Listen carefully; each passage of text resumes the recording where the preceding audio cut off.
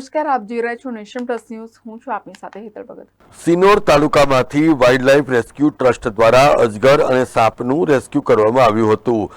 સિનોરના કંજેઠા ગામે રાજાભાઈના ખેતરમાં અજગર આવી ચડ્યો હોવાની માહિતી વાઇલ્ડલાઇફ રેસ્ક્યુ ટ્રસ્ટને આપવામાં આવી હતી, જેને લઈને વાઇલ્ડલાઇફ રેસ્ક્યુ ટ્રસ્ટના કાર્યકર્તાઓ કંજેઠાએ પહોંચીને 8 ફૂટ લાંબા અજગરનું રેસ્ક્યુ કર્યું હતું.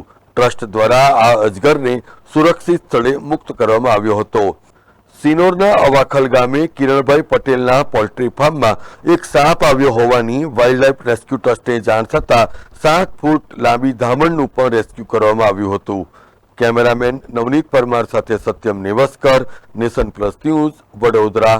સમાચારોના સતત અપડેટ મેળવવા માટે અમારી નેશન પ્લસ ન્યૂઝની યુટ્યુબ ચેનલને સબસ્ક્રાઇબ કરો, બેલ આઇકન દબાવો અને જોડાયેલા રહો ફેસબુક, ઇન્સ્ટાગ્રામ અને ટ્વિટર પર.